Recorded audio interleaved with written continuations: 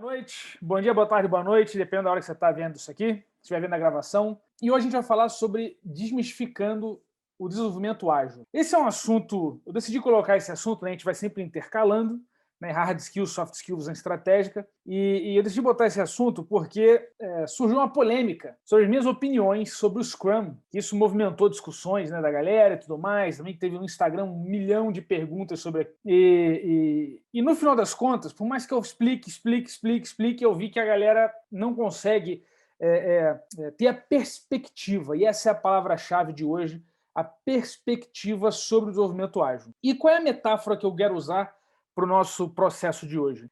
Se você pegar, né, a sua tela, né, ou tiver uma televisão de 80 polegadas e você ficar a 5 centímetros da tela da televisão, você não vê a imagem toda. Você vê muita coisa acontecendo, aquilo te deixa confuso, você vê as cores, você vê os pixels, você vê vultos, mas você não vê a imagem toda e você não tem a perspectiva que te permite a condução, né, a tradução daquela imagem no tempo em um filme para você abstrair a imagem e observar a narrativa por trás, o roteiro, todo o trabalho de direção e por aí vai. Então, por que isso acontece? A minha hipótese, que eu quero trabalhar com vocês hoje, é que isso acontece porque nós estamos colados na televisão quando se trata do desenvolvimento ágil. Nós estamos olhando o ferramental, nós estamos olhando o quadro de post-its, nós estamos olhando o Scrum, a Daily Meeting, nós estamos olhando a ferramenta e não a engenharia por trás, né, que motiva a existência dessas ferramentas. Tá? Então é isso que eu quero trabalhar com vocês hoje, para a gente conseguir ter uma perspectiva diferente e já começar a olhar o próprio trabalho, avaliar o próprio trabalho de outro ângulo. Como eu falei para vocês, essa questão toda da dificuldade do entendimento do ágil, ela vem principalmente desse foco em ferramental, né? Então, o convite que eu quero fazer, né? Eu quero fazer são alguns movimentos que a gente vai fazer aqui. E o primeiro movimento é o movimento de zoom out. Eu quero distanciar vocês do que vocês conhecem por ágil, do que vocês usam no dia a dia, e criar uma perspectiva, né, histórica da coisa. E quando eu falo histórica, é histórica mesmo, né? Porque eu quero levar vocês uma viagem de 150 mil anos. Por que isso? Existe um cara que eu gosto demais, chamado Marshall McLuhan. Esse cara é um professor da Universidade de Toronto, eu não sei se ele ainda está vivo, mas ele tem ele faz um trabalho de entendimento do ser humano, e ele sempre, né, a premissa dele, que não existe Homo sapiens sem o techne, sem a forma de fazer. Tá? Então, a técnica, a tecnologia, ela é inata do Homo sapiens. Desde lá de trás, quando a gente começou nas ferramentas mais primitivas, né, o que distinguiu o Homo sapiens, o que definiu, o que nos difere das outras espécies é essa capacidade, né, de manipular o meio para expandir a nossa própria potência. Né?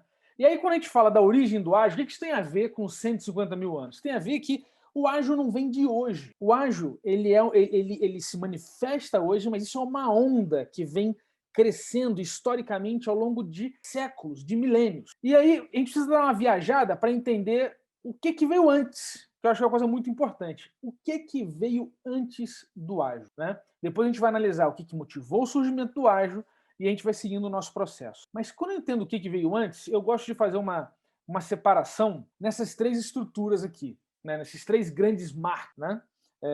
Para a gente não ir também, eu pego o primeiro marco, o que eu chamo de artesanal, e eu conecto ele com a grande parte da história da humanidade. Porque o artesanal, a era artesanal, é uma era primitiva na nossa capacidade produtiva. Né?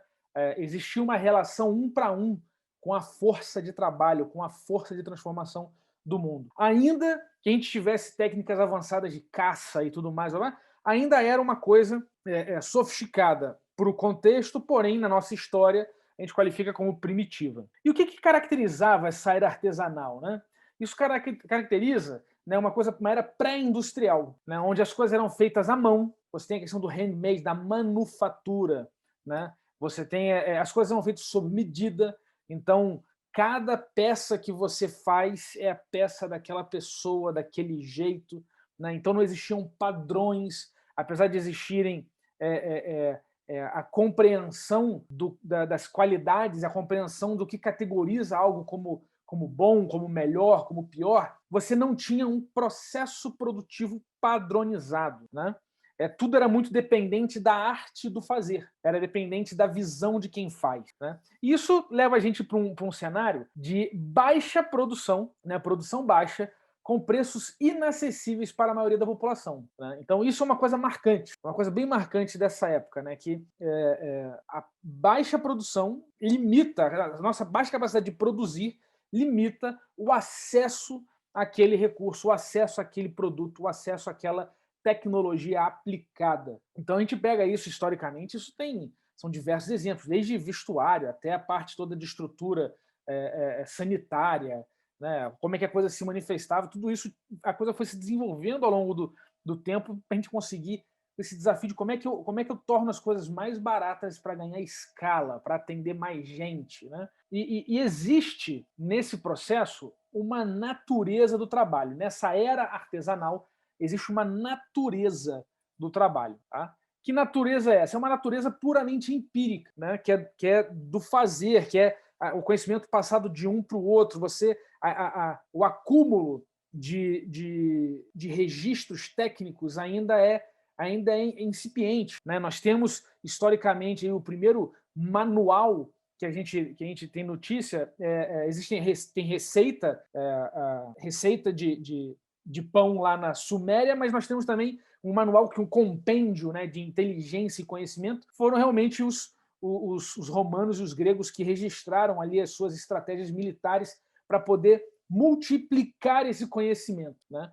Então isso é uma coisa bastante nova. Então, naquela época, no artesanal, você ainda depende muito dessa coisa da passagem de um para um, né? A ideia é rudimentar o nosso processo de transferência de conhecimento, de aquisição de potência técnica, de capacidade produtiva, né? E de fato, da manifestação dessa produção na sociedade. Tá?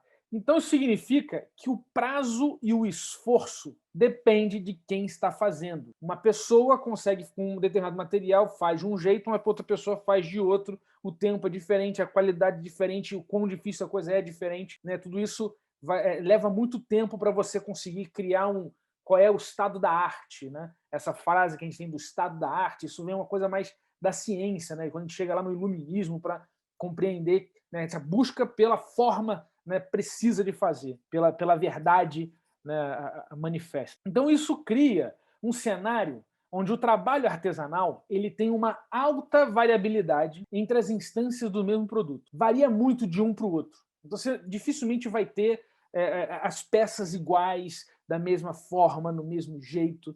Né? Isso é uma coisa muito recente na nossa história. Né? E a qualidade depende de quem está fazendo. E aqui vem uma questão, que é o que é qualidade? Qualidade é quando aquilo que você faz atende e respeita as exigências e restrições do contexto. Então, a qualidade não é um termo puro que funciona sozinho, uma categoria hierárquica isolada. Não é isso. Tá? A qualidade ela é algo que funciona nas restrições do que você tem. Mas depende muito de quem está fazendo, não tem muito jeito. Então não existe um processo de apoio à qualidade. E isso é uma coisa importante. O processo de apoio à qualidade é algo que não existia naquela época artesanal. Existia uma conferência, existia um fazer de novo, mas um processo significa o quê? Que quando você tem um processo de apoio à qualidade, né, a forma de fazer garante a qualidade ao longo do processo. Tá? Isso é muito recente. Tá? A forma de fazer garante a qualidade ao longo do processo. Quando eu falo com vocês sobre programação, sobre o método, e eu sempre falo isso no Instagram, falo isso em todo lugar, eu falo o método de programar, a forma de programar.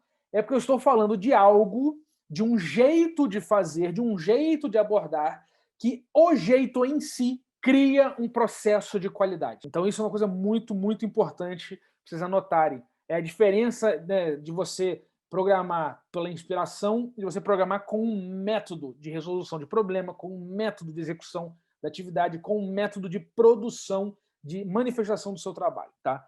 Então isso é uma coisa muito, muito importante.